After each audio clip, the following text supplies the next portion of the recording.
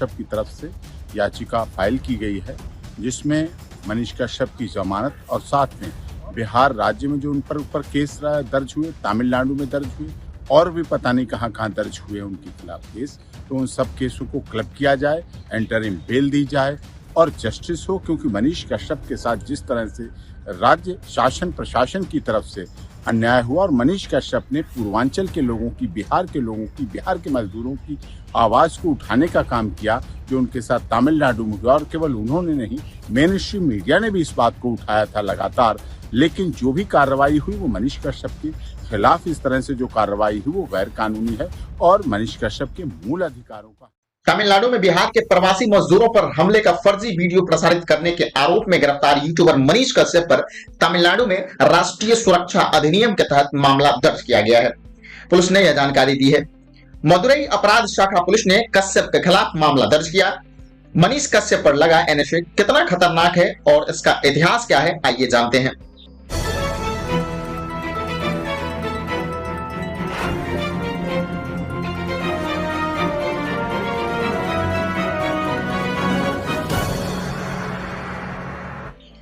नमस्कार, प्रणाम, मैं आशीष कुमार मंडल और आप देख रहे हैं सोशल न्यूज। मदुरई के पुलिस अधीक्षक सिद्ध प्रसाद ने बताया, तमिलनाडु में बिहारी प्रवासी मजदूरों पर हमले का फर्जी वीडियो प्रसारित करने वाले मनीष कश्यप को एनएसए अधिनियम के तहत हिरासत में लिया गया। मनीष कश्यप को मदुरई जिला अदालत में बुधवार को पेश किया गया, जिसने उन्हें 15 दिन की न्यायिक हिरासत में मदुरई केंद्रीय कारागार भेज दिया। एनएसए एक ऐसा कानून है जिसमें प्रावधान है कि अगर किसी व्यक्ति से सरकार को देश पर खतरा महसूस होता है तो उसे गिरफ्तार किया जा सकता है। कोई खास खतरा महसूस होने पर पुलिस उसे इस एक्ट के तहत हिरासत में लेती है। मनीष कश्यप को भी इसी एक्ट के तहत हिरासत में लिया गया है। इस कानून को 1980 में इंदिरा गांधी की सरकार में बनाया गया था। देश हित में किसी संदिग्ध की गिरफ्तारी की इजाजत इसमें सरकार को मिलती है। एनएसए के तहत संदिग्ध को 3 महीने के लिए बिना जमानत के हिरासत में रखा जा सकता है। इसकी अवधि बढ़ाने का भी प्रावधान है। बिना आरोप तय किए हिरासत में रखने का प्रावधान इसमें है।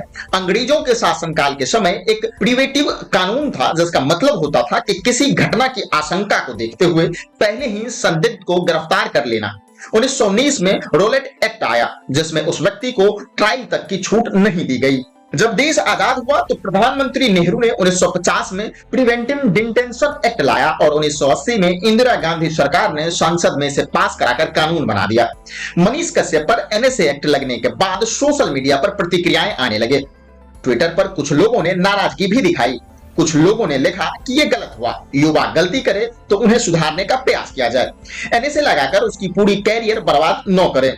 सुप्रीम कोर्ट मनीष कश्यप की उस याचिका पर 10 अप्रैल को सुनवाई करेगा, जिसमें उसके खिलाफ दर्ज प्राथमिकियों को एक साथ जोड़ने की मांग की गई है। मामले को तत्काल सूचीबद्ध करने के लिए प्रधान न्यायाधीश डीवाई चंद्रचूड़ की अध्यक्षता वाली पीठ के समक्ष उल्लेखित किया गया। पीठ ने कहा कि अगर वो हिरासत में है तो हम अंतरिम राहत कैसे दे सकते हैं। गौरतलब हो कि ये वही मनीष कश्यप है जो धरातल पर काम करके सोशल मीडिया के माध्यम से बिहार की बदहाली, रोजाना हो रहे अत्याचार, लचर शिक्षा, बदहाल स्वास्थ्य व्यवस्था के लिए आवाज उठाई और यही बात है जो बिहार सरकार को बुरी लग गई और मनीष कश्यप की आवाज को दबाने के लिए पूरा इकोसिस्टम लगा दिया गया।